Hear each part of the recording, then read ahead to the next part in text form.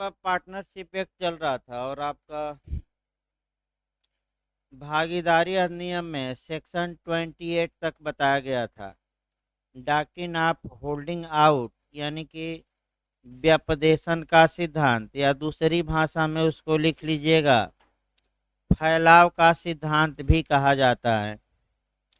यानी कि व्यपदेशन का सिद्धांत या फैलाव का सिद्धांत, ये दोनों एक ही नाम है। और टीपीए में भी आपका जाकर पूछा जाता है, ट्रांसफर ऑफ प्रॉपर्टी एक्ट में भी, कि ये सिद्धांत आपका टीपीए के किस सेक्शन में समाहित है। ये जे में भी आ चुका है क्वेश्चन, तो आपका जवाब रहेगा टीपीए की धारा 41 में। जो व्यपदेशन का आपका सिद्धांत कल बताया गया, उसमें आपका केस भी याद रखना है 6-7, और काफ़ी महत्वपूर्ण केस पूछे जाते हैं इसमें। इसके बाद एक्सेप्शन मैं बताया था। इसके बाद आपका व्यपदेशन का सिद्धांत किस पर आधारित है पूछ ले, तो स्टापेल पर यानी कि विबंध पर।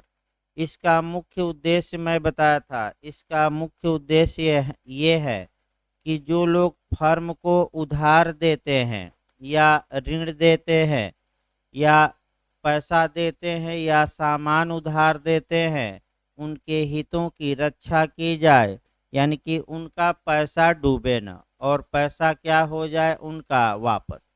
ये मुख्य उद्देश्य मैंने बताया था।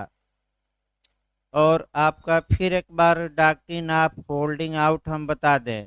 अगर कोई व्यक्ति फर्म का भागीदार नहीं है लेकिन अपने को फर्म का भागीदार बताता है और उसके बताने से दूसरा व्यक्ति फर्म को कोई प्रत्यय देता है, प्रत्यय यानी कि कोई धन दिया या कोई सामान उधार दिया, तो ऐसा व्यक्ति भले फर्म का भागीदार न हो लेकिन एक भागीदार के नाते उस पैसे या सामान के लिए जिम्मेदार होगा। यानी कि कुछ दशाओं में किसी व्यक्ति को फर्म का भागीदार न होते हुए भी फर्म के कार्यों के लिए जिम्मेदार ठहराया जा सकता है। आपका फर्म तो जिम्मेदार होगी ही, ये ऐसा व्यक्ति भी जिम्मेदार होगा जो आपका मिस रिप्रेजेंटेशन यानी कि व्यपदेशन किया। ये मुख्य रूप से हमने बताया था। इसके बाद आ जाइए, आपका जो सेक्शन है आपका 29 आइए। वैसे धारा 30 महत्वपूर्ण है काफ़ी, और माइनर के लिए कि क्या माइनर बताया जाएगा, मेंस में और प्री दोनों में आती है, लेकिन 29 देख लिया जाए एक बार। भागीदार के हित के अंतरिति का अधिकार। तो पहले एक उदाहरण बना लिया जाए, तब आपका कह सकते हैं कि आगे बढ़ा जाए। मान लीजिए ए, बी तथा सी ये 3 पार्टनर हैं और 1/3 हिस्से के मालिक है। ये भी याद रखिए। ए ने क्या काम किया कि अपना जो भागीदारी में इंटरेस्ट था, इंटरेस्ट मतलब जो हित था, उसका ट्रांसफर कर दिया, यानी कि उसको बेच दिया या बंधक रख दिया, जो भी हो। तो ए ने एक व्यक्ति डी को अपना 1/3 हिस्सा क्या किया, सेल किया, यानी कि विक्रय कर दिया। अब धारा 29 ये बताती है कि जो ये सेल किया है, जो ये विक्रय किया है, इस व्यक्ति का क्या राइट होगा, यानी कि क्या अधिकार होगा, इस बात का उल्लेख ही धारा 29 में किया गया है। यानी कि किसी भागीदार के हित अंतर्ती, यानी कि हित अंतर्ती कौन है, डी, इसको क्या अधिकार होगा, क्या अधिकार नहीं होगा, इसी बात का वर्णन किया गया है। तो एक एक कुछ अधिकार अब कौन पा जाएगा, डी। यानी कि पूरे अधिकार तो नहीं पाएगा आपका, क्योंकि आपका कुछ हम बताएंगे बेरेक से अभी प्रतिबंध, लेकिन आपका ए जो लाभ पा रहा था, अब वह लाभ पाने का कौन हकदार हो जाएगा, डी। तो अब क्या ये डी भागीदार माना जाएगा कि नहीं, क्या होगा, ये तो बेयरर से कवर होगा। लेकिन इसी को एक लाइन में आपका सिद्धांत बेयरर पर लिख लीजिए, उसको कहा जाता है डॉक्ट्रिन ऑफ सबरोगेशन या प्रत्यासन का सिद्धांत। उसको लिखिए बेयरर पर ही। तो 29 में डॉक्ट्रिन ऑफ सबरोगेशन या दूसरी भाषा में हम कहते हैं प्रत्यासन का सिद्धांत। प्रत्यासन इंग्लिश वर्जन जरूर लिख लीजिएगा, डॉक्ट्रिन ऑफ सबरोगेशन। सबरोगेशन का मतलब ये हुआ कि एक स्थान पर दूसरे एक व्यक्ति के स्थान पर दूसरा व्यक्ति प्रतिस्थापित हो गया, उसके स्थान पर बैठ गया, यानी कि उसके अधिकार वह प्राप्त कर लिया। ये जो सिद्धांत है, फिर एक बार लिखिए, ये संपत्ति अंतरण अधिनियम की दो धाराओं में है, 44 और 92। कहीं ऐड कर लीजिए, तो पूछा गया कई बार।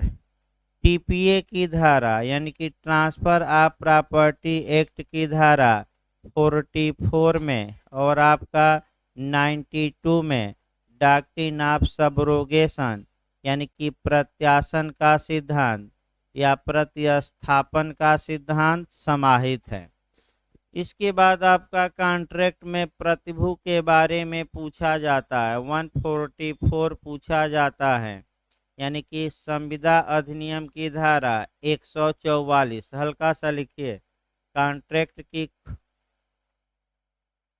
140 हल्का सा धारा आपका बेयर एक्ट भी नहीं है। चलिए इसको अभी छोड़िए भाई, आपका हल्का सा मिस कर रहा है, यानी कि क्लियर नहीं हो पा रहा है किस धारा में, थोड़ा बहुत हम भी कंफ्यूजन में हैं। तो अभी इसको छोड़ दीजिए, डॉक्ट्रिन ऑफ सबरोगेशन कॉन्ट्रैक्ट में फिर बता दिया जाएगा।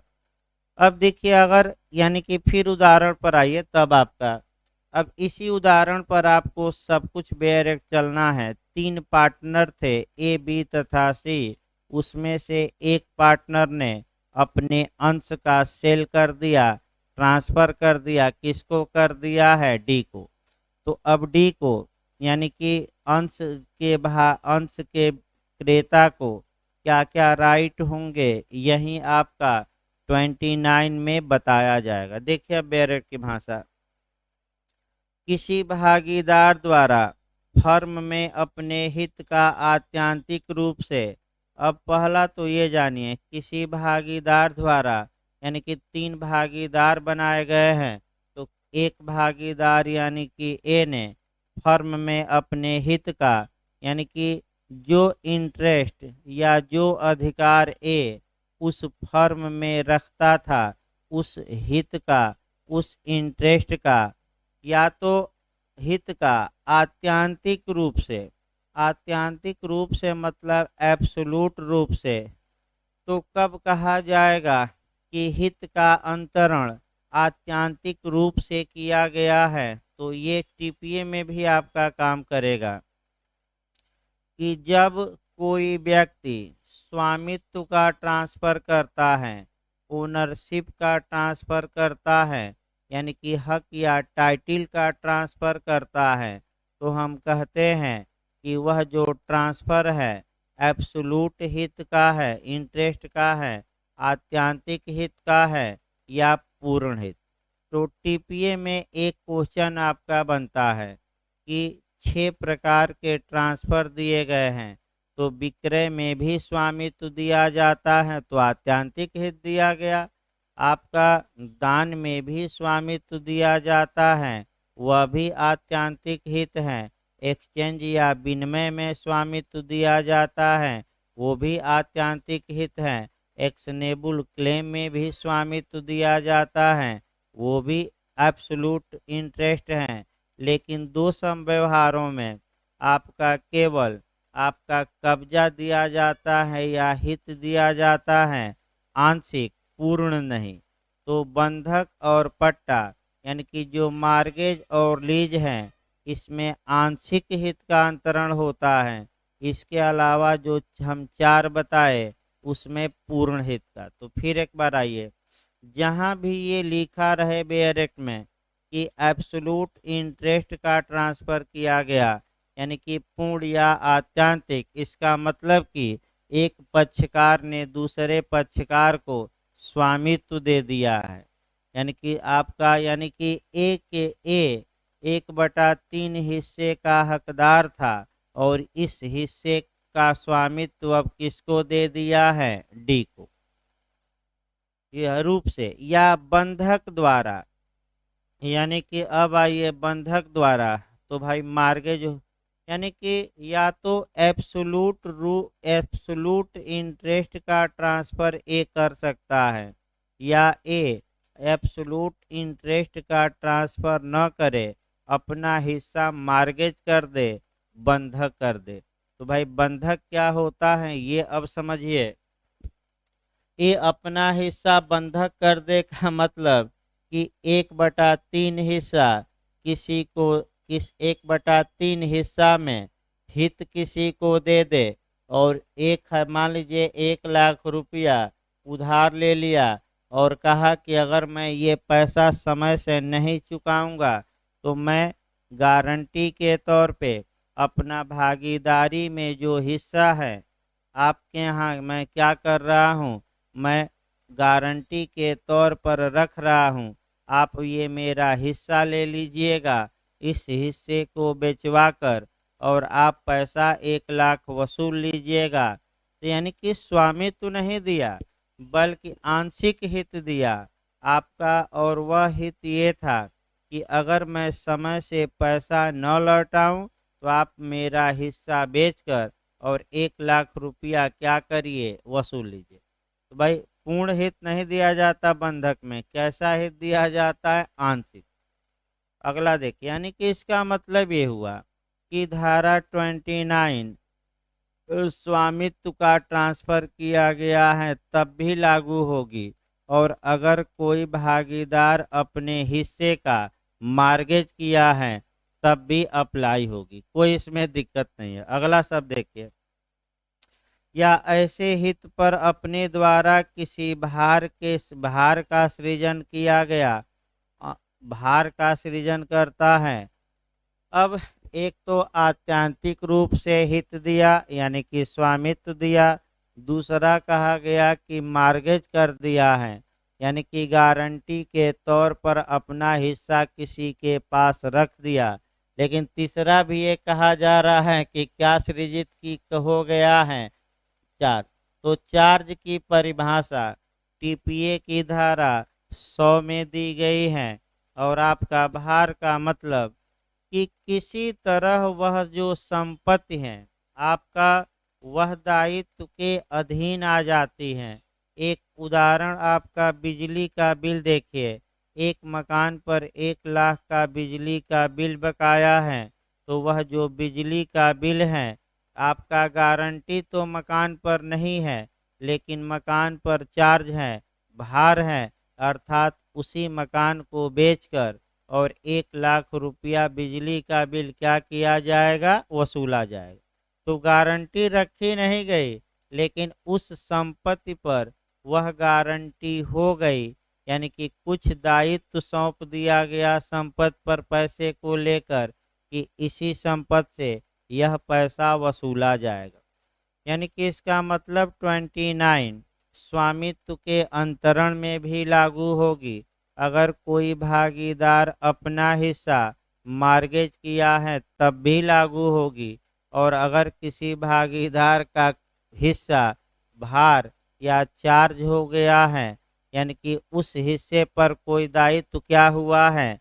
आ गया है किसी तरह, चाहे कानून द्वारा या संविदा द्वारा, तब भी ये धारा लागू होगी, मैंने तीनों दशाओं में। अगला देखिए, आपका किसी भार के सृजन द्वारा किया गया अंतरण, अंतरिति को यानी कि जो ट्रांसफरी है, यानी कि जो आपका हित जिसके पक्ष में अंतरण किया गया है, तो अंतरिति इस उदाहरण में अंतरक या जो ट्रांसफर करेगा वह ए हो गया, और अंतरिति यानी कि जिसके फेवर में क्या किया गया है? ट्रांसफर। तो बताइए अंतरिति कौन हो गया? डी।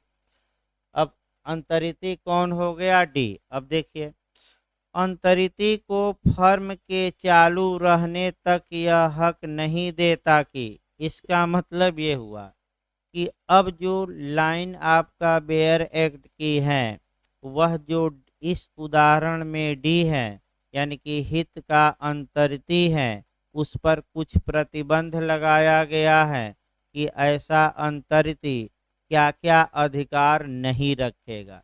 तो पहला देखिए क्या अधिकार, तो फर्म के चालू रहने तक यह हक नहीं देता कि वह फर्म के कारोबार के संचालन में हस्तक्षेप करे।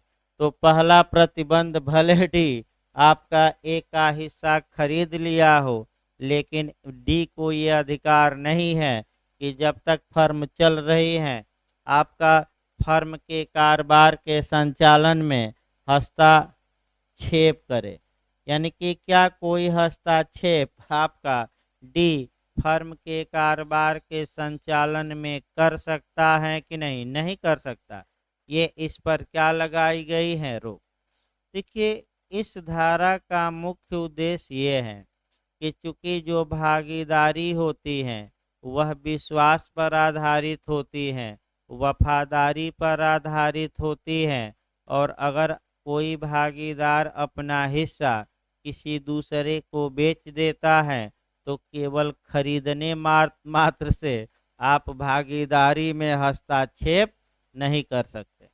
कुछ अधिकार हैं लेकिन पूरे अधिकार नहीं है। तो पहला किस क्या नहीं कर सकता? डी, क्या कारोबार के संचालन में कोई हस्तक्षेप यानी कि कोई रोक टोक या कोई कार्य कर सकता है कि नहीं? नहीं।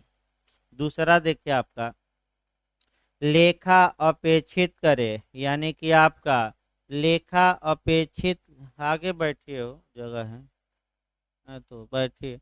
लेखा अपेक्षित करे का मतलब ये हुआ कि डी को ये हक नहीं होगा कि वह हिसाब किताब मांगे।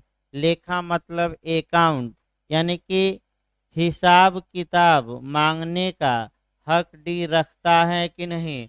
तो अन्य भागीदारों से हिसाब किताब भी मांगने का अधिकार डी को नहीं है। तीसरा देखिए अब क्या और क्या नहीं कर सकता, या लेखा अपेक्षित करे या फर्म की बहियों का निरीक्षण करे। यानी कि फर्म की बहियां, बहियां यानी कि वही अकाउंट, यानी कि जो हिसाब किताब के कापी या रजिस्टर या दस्तावेज हैं, क्या डी को उसका इंस्पेक्शन यानी कि निरीक्षण करने का अधिकार होगा कि नहीं? ये भी अधिकार नहीं होगा। यानी कि न तो कारोबार का संचालन में कोई व्यवधान डालेगा, न ही हिसाब किताब मांग सकता है, और न ही हिसाब किताब का कागज पत्तर देखने का इसे अधिकार होगा। अगला देखिए, किंतु वह अंतरिती को केवल यह हक देता है, यानी कि अंतिम ये लाइन जो है, ये अंतरिती को क्या हक मिलेगा ये बताती हैं। तो ये तीन कार्य नहीं कर सकता, याद रखिए डी। तो आखिर डी हिस्सा खरीदा है तो कुछ तो डी को मिलना चाहिए। तो लास्ट लाइन वही बताती है क्या मिलेगा, देखिए, किंतु वह अंतरिती को केवल यह हक देता है कि वह अंतरक भागीदार के लाभों का अंश प्राप्त करे और भागीदारों द्वारा माना गया लाभों का लेखा अंतरिती प्रतिगृहीत करेगा। यानी कि इसका मतलब ऐसे अंतरिती को दो अधिकार दिए गए हैं। कौन कौन अधिकार इस बेयर एक्ट में है?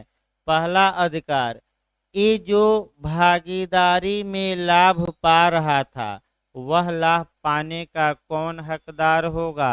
अंतरित। तो बताइए, ये अगर 1/3 हिस्सा लाभ पा रहा था तो डी कितना लाभ पाएगा? 1/3। इसमें कोई सा, यानी कि इसका मतलब कि जिस भागीदार ने अपने अंश का विक्रय किसी दूसरे व्यक्ति को किया है, दूसरा व्यक्ति उतना ही लाभ में हिस्सा पाएगा जितना वह भागीदार पा रहा था। तो बताइए वह भागीदार कितना हिस्सा पा रहा था लाभ में? 1/3। तो ये जो डी आपका खरीदा है भागीदार, एक भागीदार से उसका हिस्सा, ये कितना पाएगा आपका, तो कह सकते हैं कि कितना पाएगा आपका लाभ 1/3, यानी कि लाभ पाएगा लेकिन कितना पाएगा, जितना पुराना भागीदार पाता था। एक और पॉइंट इसमें है, हाँ, तथा भागीदारों द्वारा माना गया लाभों का लेखा अंतरित प्रतिगृहित करेगा। इसका मतलब ये हुआ कि अब बताइए कितने भागीदार बच गए, दो, आपका बी और सी।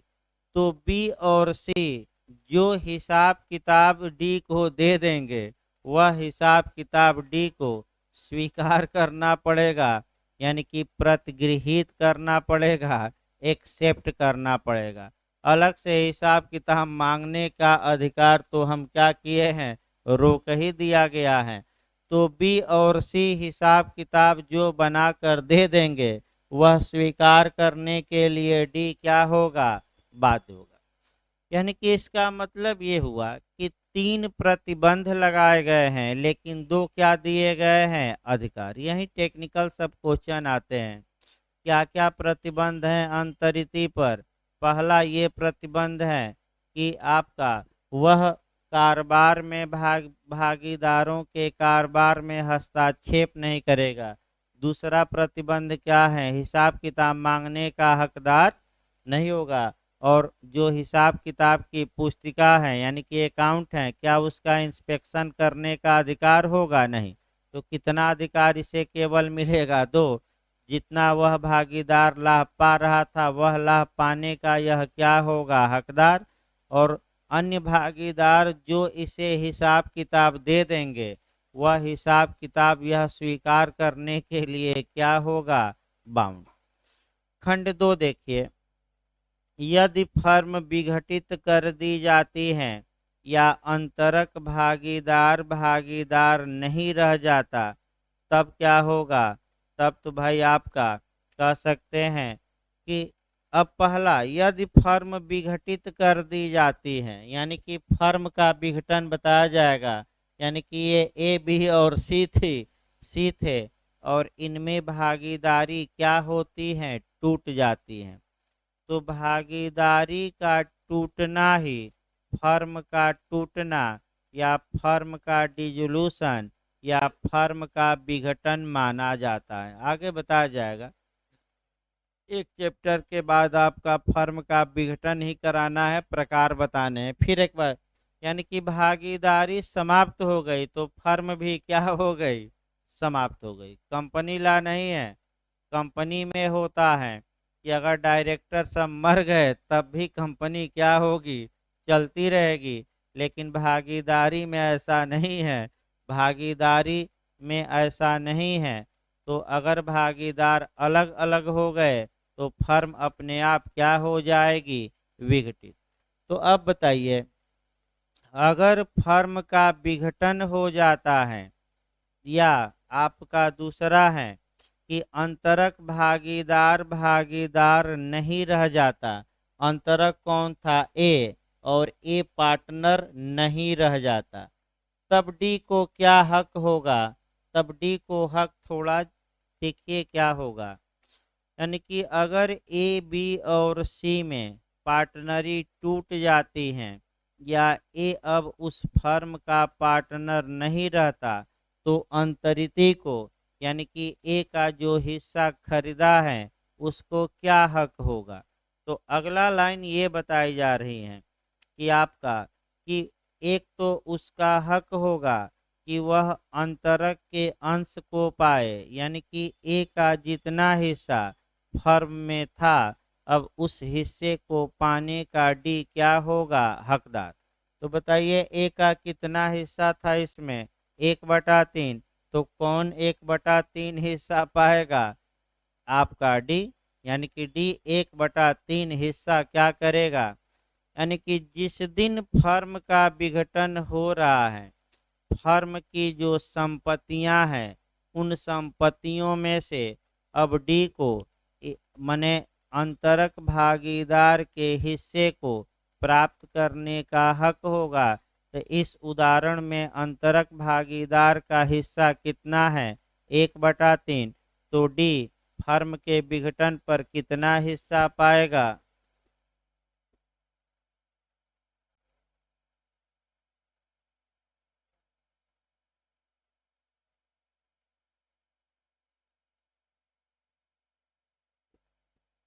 ये आपका ये धारा 29 रही भाई। अच्छे से याद रखिए एक एक छोटी छोटी बातों को, क्योंकि वर्तमान समय में जो क्वेश्चन आ रहे हैं काफी अंदर से क्वेश्चन आ रहे हैं, और ये पुछल्ला पढ़ने से कंपटीशन निकलने वाला नहीं है। मैं फिर बता दूं, आइए सेक्शन 30 देखा जाए।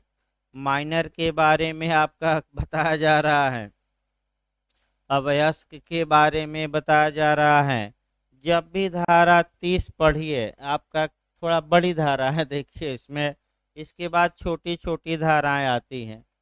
यानी कि धारा जब भी सेक्शन 30 पढ़िएगा तो एक सेक्शन आप याद रखिएगा, सेक्शन 6 भी आपको याद रखना है। यानी कि 30 के साथ कौन सी धारा हम पढ़ाएंगे? आपका 6। लेकिन पहले आपका देखा जाए माइनर पर जो नियम है, देखिए आपका इसके बाद आपको जो कॉन्ट्रैक्ट का सेक्शन पढ़ना है वह 10 और 11 पढ़ना है। मैं पहले एरिया कवर कर लिया जाए। यानी कि भारतीय संविदा अधिनियम 1872 की धारा आपका 10 भी पढ़ना पड़ेगा, 11 भी पढ़ना पड़ेगा, और एक केस याद करना पड़ेगा माइनर पर या अप्राप्त वय पर या अवयस्क पर, आपका मोहरी बीबी बनाम धर्मोदास घोष का। मोहरी बीबी वर्षित धर्मोदास घोष का केस भी इस पर याद रखना है। अब आइए पहला शुरुआत किया जाए आपका। देखिए जो माइनर होते हैं, यानी कि जो सामान्यतः 18 वर्ष से कम के बालक होते हैं या बालिकाएं होती हैं जो 18 वर्ष से नीचे की हैं, आपका कानून उनको कुछ संरक्षण देता है। और आपका ये क्यों संरक्षण दिया जाता है? इसका आधार ये है कि ऐसे एज के लोगों की एक तो समझ में कमी होती है, दूसरा परिपक्वता नहीं रहती, तीसरा क्या अच्छा है क्या बुरा है ये भी उतना सोचने समझने में ये लोग सक्षम नहीं होते, और किसी ट्रांजैक्शन या संव्यवहार का क्या प्रभाव इन पर पड़ सकता है उस प्रभाव को भी या अपने इंटरेस्ट को भी समझने में कमजोर माने जाते हैं। अतः तमाम कानून बालकों को प्रोटेक्शन देता है, बालकों को संरक्षण देता है, और कुछ बालकों को प्रोटेक्शन देता है। लेकिन जो भी कानून बने हैं वह बालकों के हित में है तो मान्य होते हैं, और हित के विपरीत हैं तभी अमान्य होते हैं। यानी कि बालक हैं, 18 वर्ष से कम है तो वह अंतरक नहीं बन सकता, अपना जमीन जायदाद बेच नहीं सकता, लेकिन खरीदने का तो हक क्या करता है? रखता है। यानी कि जहाँ के बालक के हित की बात हो तो बालक प्रतिगृहिता बन सकता है, जमीन जायदाद इत्यादि खरीद सकता है, लेकिन आपका अंतरक नहीं हो सकता। अब आइए बालकों को तमाम कानूनों में प्रोटेक्शन दिया गया है। एक दिन मैं बताया था आधा घंटा लग गया था आपका, जब हम सीपीसी का आर्डर 32 बता रहे थे, यानी कि सीपीसी का आदेश 32। अगर वादी बालक या पागल हैं तो ऐसी दशा में वाद मित्र द्वारा, नेक्स्ट फ्रेंड द्वारा वह मुकदमा लाएगा। और अगर बालक या पागल प्रतिवादी हैं, डिफेंडेंट हैं, विपक्षी हैं, तो उसके बचाव के लिए कोर्ट द्वारा वादार्थ संरक्षक गार्जियन एड लिटेम नियुक्त किया जाएगा। तो बताइए गार्जियन एड लिटेम किसके लिए नियुक्त किया जाता है? अवयस्क की, पागल की, दोनों के बचाव के लिए, दोनों। और नेक्स्ट फ्रेंड या वाद मित्र किसके लिए? अवयस्क, पागल की, दोनों के लिए, दोनों के लिए, दोनों। भाई आपका आदेश 32 नियम 15A आप देखेंगे तो पागल के बारे में भी वही नियम लागू होगा। ये जे में आया हुआ है भाई, इसीलिए हम बता रहे हैं दोबारा। ये क्वेश्चन आपका, हाँ भाई, जो सूचनाएं आ रही हैं आपका बता दिया जाए। 303 पोस्ट आपका ये आयोग में, जे की वैकेंसी 303 पोस्ट आई हैं। क्योंकि हाई कोर्ट ने डायरेक्ट आयोग को भेजा है, लेकिन जो लीगल प्रक्रिया है वह ये है कि स्टेट गवर्नमेंट आपका आयोग को भेजती है, लेकिन हाई कोर्ट भी भेजता है। इसलिए आयोग सक्रिय रहे और आपका एग्जाम कराने की क्या करे, तैयारी। तो जैसे ही राज्य सरकार की ओर से अगर आयोग में जितना जल्दी आ जाए, आपका कह सकते हैं कि विज्ञापन, तो 1 हफ्ता 10 दिन के अंदर आपका आयोग निकाल देगा विज्ञापन, ज़्यादा समय नहीं। एग्ज़ाम हम जो पता कराया गया है, एग्ज़ाम फरवरी मध्य तक होगा, यानी कि 3 माह आपको इस बार प्री के लिए समय मिल रहा है। इस 3 माह में ही जितने सालों से आप लोग पढ़ रहे हैं उन सभी का सार निकालना है, यानी कि जिनको इस बार देना है। अब आपका आज से ही लग जाइए, अब ये ना सोचिए कि हम कल से लगेंगे। वैसे 17 से भाई आपका क्लास शुरू ही हो रहा है, इसीलिए हमने थोड़ा पहले ही स्पेशल बैच लगाया है। आपका जूरिस्प्रूडेंस और कॉन्स्टिट्यूशन 17 तारीख से, यानी कि परसों से शुरू होगा। भाई समय चेंज किया जाएगा भाई, 8 बजे से क्लास शुरू होगा, क्योंकि अब थोड़ा समय बढ़ाना पड़ेगा। और आपका ये जो चल रहा है, देखिए आगे भविष्य में आपका 2 भागों में बैच को हमें बांटना है। एक आपका वनली प्री के लिए चलेगा पहले, और उसके बाद आपका माने सेकंड जो पीरियड में चलता है वह आपका मेंस के लिए। जैसे भागीदारी है सीपीसी, तो अभी समय लेगी थोड़ा, तो इसको लास्ट में चलाते रहा जाए और ये लिखवा दिया जाएगा, तब कोई और कानून जो मेंस में है आपका, लोग कह रहे हैं थर्ड पेपर अब लगा दिया जाए, क्योंकि उसमें भी समय लगेगा। तो देखिए आपका नगर पालिका या कोई लगाते हैं, या जो नया रेंट कंट्रोल एक्ट आया है, पुराना तो अब है नहीं, क्योंकि पुराना एक बार हम पढ़ाए थे, अब क्या आ गया है नया। ये भी समस्या है कि एक बार पढ़ा दीजिए नया कानून बन गया तो दोबारा। तो वही थर्ड पेपर का मान के चलिए, आपका थर्ड पेपर अभी दिसंबर में लग पाएगा, क्योंकि अभी आपका भागीदारी भाई इसमें भी महत्वपूर्ण है, मेंस में भी ये भी है। सीपीसी में लिखवा जाए 1 हफ्ता आपका हो जाए तो, और आपका तब नया सब्जेक्ट शुरू किया जाए। यानी कि मान के चलिए आपका जो लोकल एक्ट है यूपी का, आपका दिसंबर फर्स्ट वीक में ही शुरू हो पाएगा। आज 15 तारीख, हाँ 15 दिन कम से कम तो ये ले ही लेंगे, सीपीसी और आपका भागीदारी। क्योंकि भाई हमें डिटेल में भी चलना है, टेक्निकल पॉइंटों को भी पकड़ना है कि कहाँ कहाँ से बिहार आयोग बना रहा है, और इतना अंदर से बना रहा है कि जब तक आप अंदर से कंसेप्चुअल क्वेश्चन ज़्यादा बना रहा है, तो कंसेप्ट बिल्कुल आपका क्लियर होना चाहिए। अगर हल्का सा भी डिगा तो मान के चलिए कि क्वेश्चन क्या होगा, गलत ही होकर आएगा।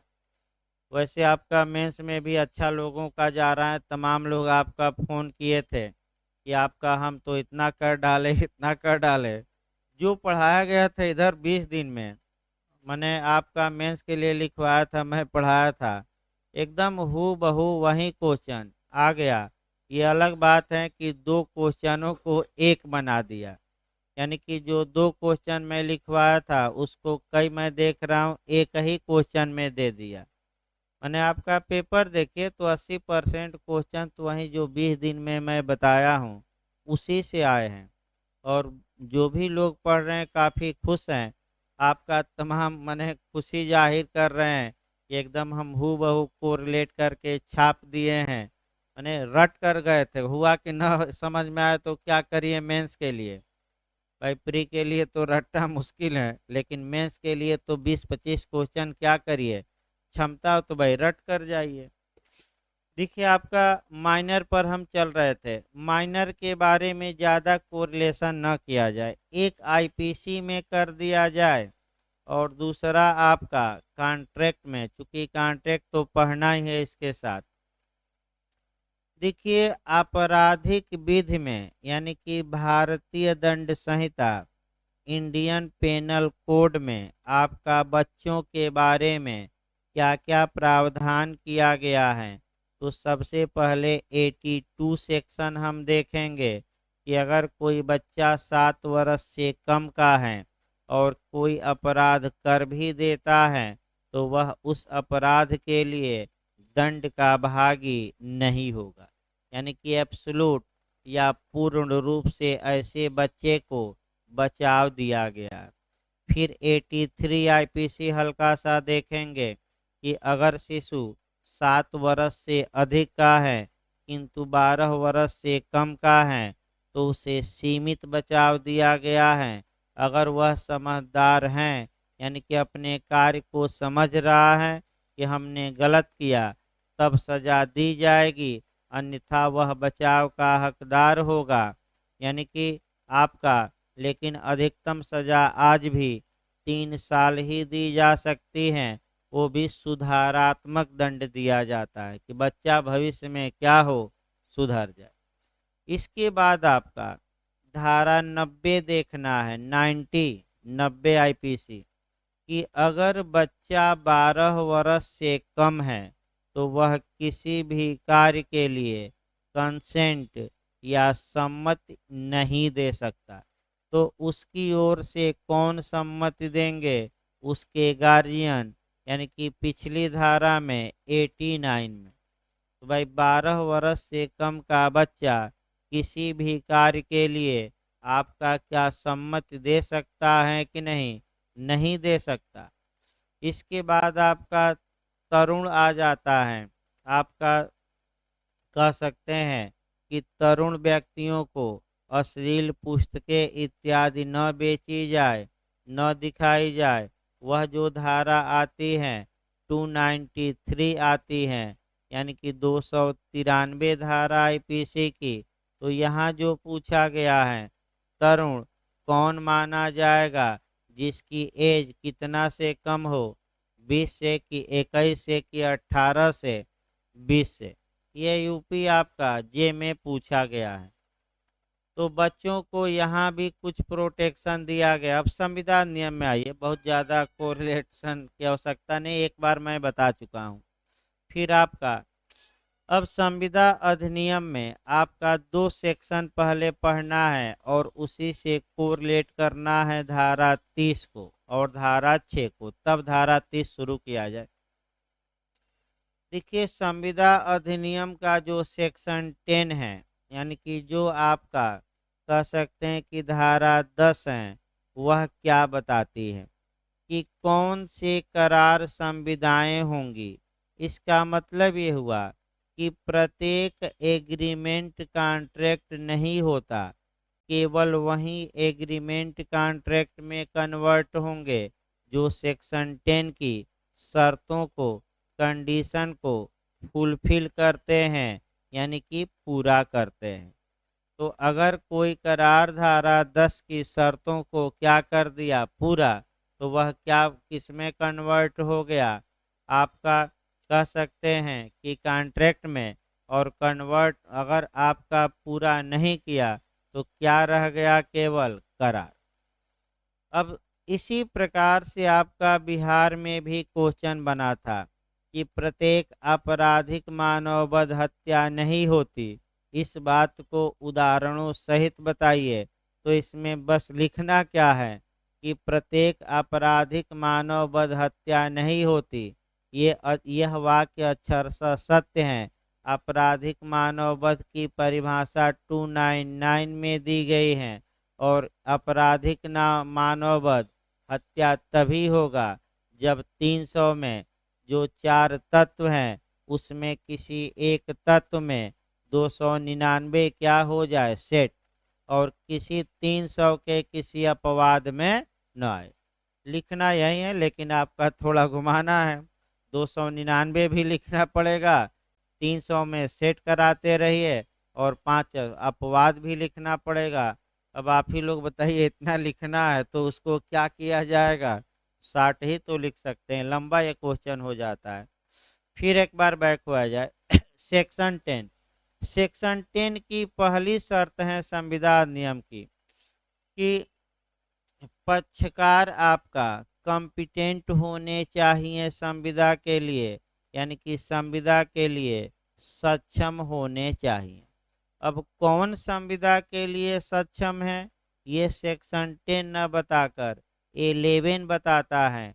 अब देखिए आपका फिर एक बार, सेक्शन आपका 11 कहता है कि जो उस विधि के अनुसार जिस विधि से वह गवर्न होता है, मेजर हो, प्राप्त वय हो, यानी कि वयस्क हो। फिर एक बार याद रखिए, अगर भारत का व्यक्ति है तो भारतीय कानून के अनुसार वयस्कता देखी जाएगी। अगर इंग्लैंड का व्यक्ति है तो इंग्लैंड के कानून के अनुसार, पाकिस्तान का व्यक्ति है तो पाकिस्तान के कानून के अनुसार, क्योंकि स्पष्ट बेयर एक्ट लिखता है कि उस कानून के अनुसार मेजॉरिटी देखी जाएगी जिस कानून से वह क्या होता है, गवर्न।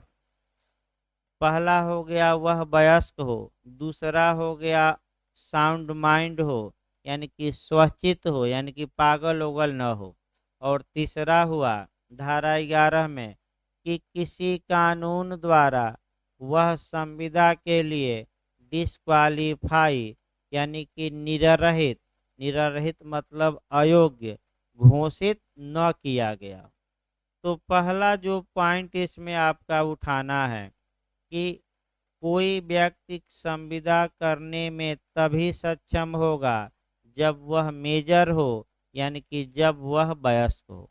अब समस्या ये आती है कि अगर कोई अवयस्क या माइनर या अप्राप्त वय या जो बुलुग न हो, यानी कि जो व्यक्ति 18 वर्ष से भारत में कम हो।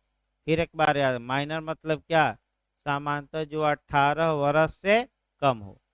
अगर कोई करार कर ही लेता है तो उसका क्या इफेक्ट होगा, क्या प्रभाव होगा। तो मोहरी बीबी बनाम धर्मोदास घोष के बाद में जस्टिस लॉर्ड नॉर्थ ने ये स्पष्ट बताया कि अवयस्क द्वारा किया गया करार न तो शून्य होगा, न शून्यकरणी, बल्कि प्रारंभतः शून्य होगा, यानी कि वार्ड एब इनिशियो होता है। ये जरूर याद रखिए, आरंभ से ही क्या होता है। और किस जज का नाम भी यूपीजे में आया है, क्या था, लॉर्ड नॉर्थ। अब जब अवयस्क करार कर ही नहीं सकता तो अब सेक्शन आप 5 को उठाइए, 4, 5 और 6 को पहले भागीदारी का उठाइए। भागीदारी अधिनियम की धारा 4 कहती है कि आपका भागीदारी उन व्यक्तियों के बीच के करार, माने करार से उत्पन्न होती है, उन व्यक्तियों ने करार कर लिया हो, यानी कि इसका मतलब भागीदारी एग्रीमेंट से उत्पन्न होती है। फिर धारा 5 कहती है स्पष्ट रूप से कि भागीदारी करार से उत्पन्न होती है, हैसियत से नहीं। धारा 6 कहती है कि केवल भागीदारी के लाभ में अंश पाने मात्र से कोई व्यक्ति भागीदार नहीं हो जाता, उनके बीच वास्तविक रिलेशन को क्या किया जाएगा, ध्यान में रखा जाएगा। और केस मैं लगातार बताता रहा हूँ, काक्स बनाम कौन सा, हिकमैन। भाई काक्स बनाम हिकमैन, ये तो रट कर जाइए। अब आइए सेक्शन 30 देखा जाए।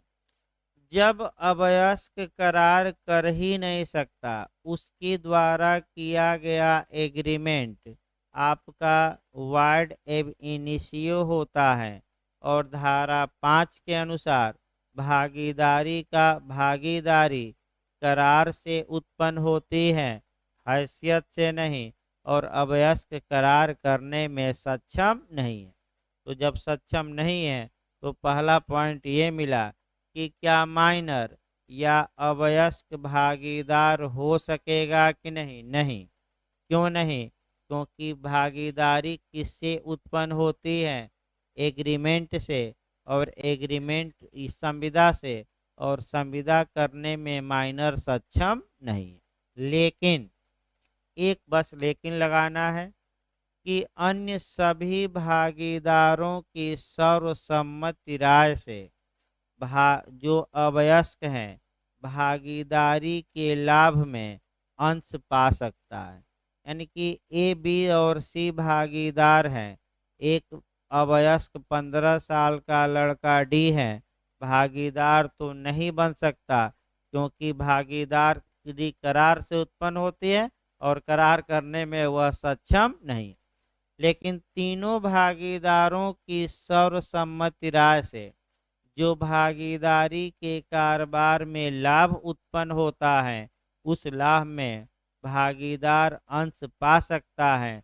फिर धारा 6 पर गौर करिए, काक्स बनाम हिकमैन का वाद, कि क्या केवल लाभ पाने से माइनर आपका भागीदार हो जाएगा? नहीं। तो केवल लाभ पाने से कोई व्यक्ति पार्टनर, तो यानी कि अगर पूछे मैंने सामान्य भाषा में कि माइनर, तो माइनर का पूछे तो भागीदार नहीं हो सकता, लेकिन भागीदारों की सर्वसम्मति राय से क्या पा सकता है? लाभ में अंश। ये कॉन्सेप्ट याद रखिए।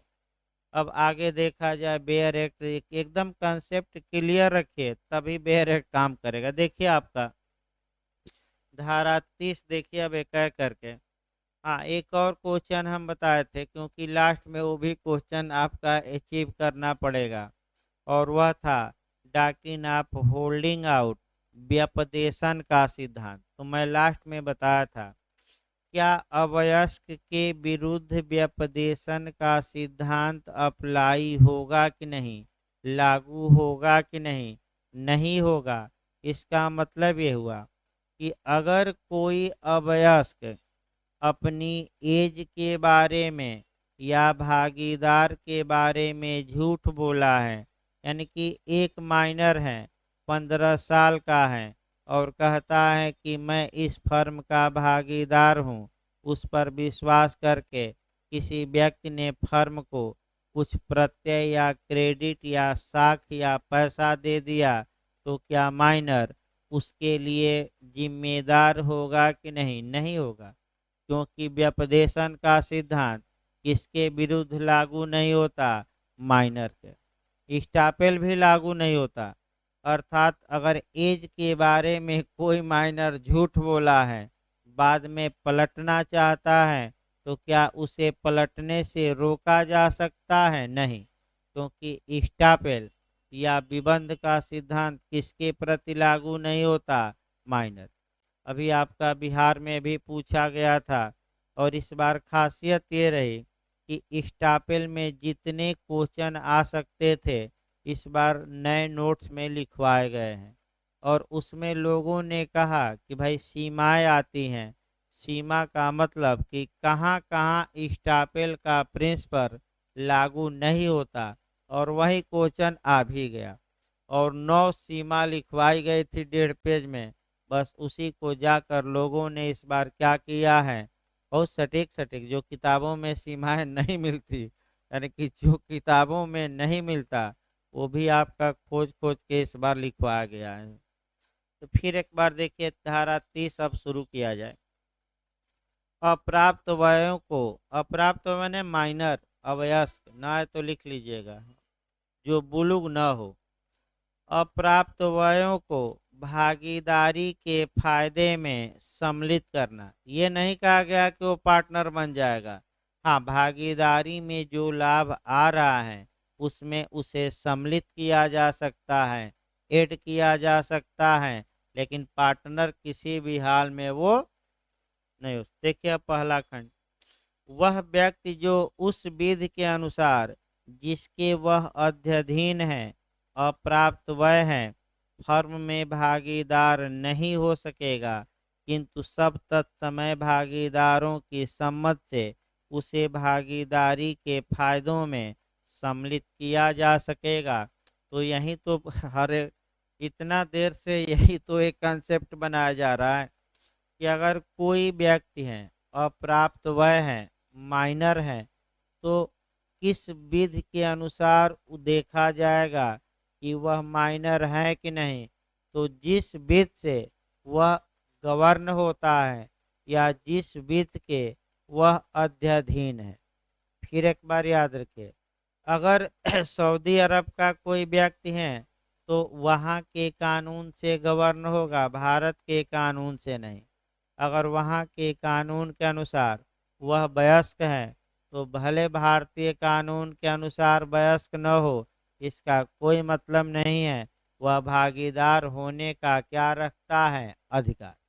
भारत की जहाँ तक बात है, 18 वर्ष से कम के बालकों को अवयस्क माना गया है और ये लोग भागीदार किसी भी हाल में नहीं हो सकते। लेकिन जो तत्समय अन्य भागीदार हैं, उनकी सर्वसम्मति राय से, भाई बहुमत से नहीं, एकदम स्पष्ट देखिए डायरेक्ट, किंतु सब तत्समय भागीदारों की सम्मत से। इसका मतलब ये हुआ कि किसी फर्म में जितने भागीदार हैं उनकी सर्वसम्मति राय से कि बहुमत से, हाँ सर्वसम्मति राय से कोई अवयस्क क्या पा सकता है, लाभों में अंश पा सकता है।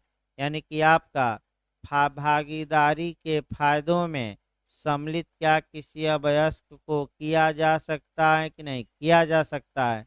तो कैसे किया जाएगा, बहुसंख्या द्वारा भागीदारों के की सर्वसम्मति राय से, सर्वसम्मत।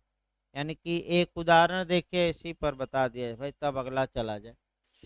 मान लीजिए उदाहरण ऐसे देखना है, ए बी तीन भागीदार हैं और ये चाह रहे हैं कि डी जो 15 साल का लड़का है, इसको भागीदारी के लाभ में हम कुछ क्या दें, हिस्सा दें। तो आप लोग बताइए, इसमें से दो रजामंद हो कि तीन हो। हाँ, सर्वसम्मत मतलब क्या, और बहुमत रहता तो आपका कोई इसमें से कौन, दो। देखिए दूसरा खंड देखिए, पहला तो हो ही गया।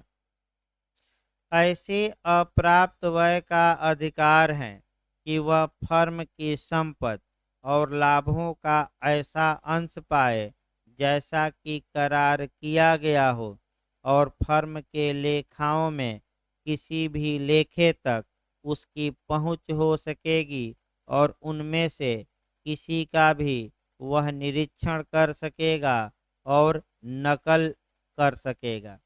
तो ठीक है, आपका आपस में भागीदारों ने सर्वसम्मति राय से जो करार किया है कि इतना अंश हम अवयस्क को देंगे लाभ में, उतना अंश अवयस्क पाने का क्या होगा, हकदार।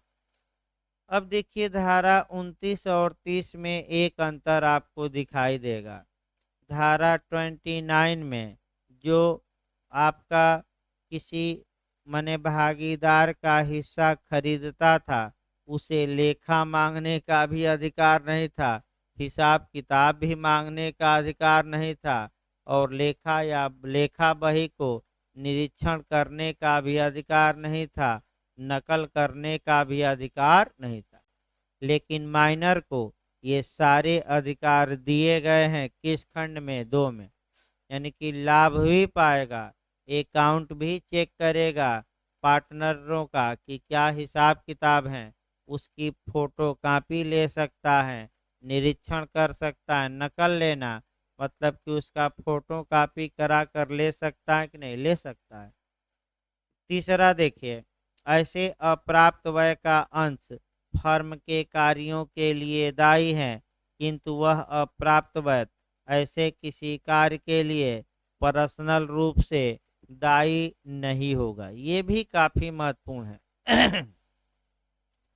अगर फर्म पर कोई जिम्मेदारी आती है तो माइनर का जितना हिस्सा फर्म में है उतना हिस्सा के लिए वह दायी होगा, यानी कि उस हिस्से पर भी जिम्मेदारी होगी। लेकिन क्या जो माइनर है वह पर्सनल रूप से, व्यक्तिगत रूप से उन कार्यों के लिए जिम्मेदार होगा कि नहीं जो फर्म ने किया है? फिर एक बार कंसेप्ट बनाइए। अगर फर्म कोई गलत कार्य करती है तो जो माइनर का अंश फर्म में है वह अंश दायी होगा। लेकिन जो माइनर है इसका व्यक्तिगत दायित्व नहीं होगा, पर्सनल कोई लाइबिलिटी नहीं होगी। इसका मतलब ये हुआ कि माइनर की जो व्यक्तिगत संपत्ति है उससे कुछ वसूला नहीं जा सकता। व्यक्तिगत दायित्व का मतलब ये हुआ कि माइनर को गिरफ्तार नहीं किया जा सकता, जेल में नहीं भेजा जा सकता, उसके शरीर पर कोई प्रभाव नहीं डाला जा सकता। तो अगर फर्म ने किसी से उधार पैसा लिया है तो माइनर भी जिम्मेदार होगा, लेकिन व्यक्तिगत रूप से नहीं। तो किस रूप में? उसका अंश जिम्मेदार होगा। जो फर्म में उसका हिस्सा है वही हिस्सों से क्या किया जाएगा? फर्म का कर्जा चुकता किया जाएगा। लेकिन पर्सनल लाइबिलिटी, व्यक्तिगत दायित्व या स्वयं की जिम्मेदारी होगी कि नहीं अवयस्क की? नहीं होगी। यहाँ साम्या का एक सिद्धांत है, आपका उल्टा है साम्या। यहाँ तो भाई आपका माइनर है, बड़े रहते तो उनकी व्यक्तिगत जिम्मेदारी भी होती है, लेकिन ये माइनर है तो पर्सनल लाइबिलिटी से क्या मिल गई? छूट। छूट दी गई है। यानी कि व्यक्तिगत रूप से कार्यवाही नहीं की जा सकती। केवल कौन दायी होगा इसका? आपका प्रॉपर्टी, यानी कि जो फर्म में जितना हिस्सा माइनर का है भले भागीदार न हो, उतना हिस्सा के लिए वही हिस्सा उत्तरदायी होगा। ये व्यक्तिगत रूप से इसकी कोई जिम्मेदारी नहीं होगी। चौथा देखिए, ऐसा अप्राप्त व्यय फर्म की संपत्ति या लाभों में के अपने अंश के लेखे के लिए या संदाय के लिए भागीदारों पर वाद नहीं ला सकेगा, सिवाय, यानी कि अंश के लिए भी सामान्यतः, इसको कल बताएंगे भाई, रेस्ट ले लीजिए तब इसको कल बताया जाएगा। आगे सीपीसी अभी 15-20 मिनट में चलाया जाएगा।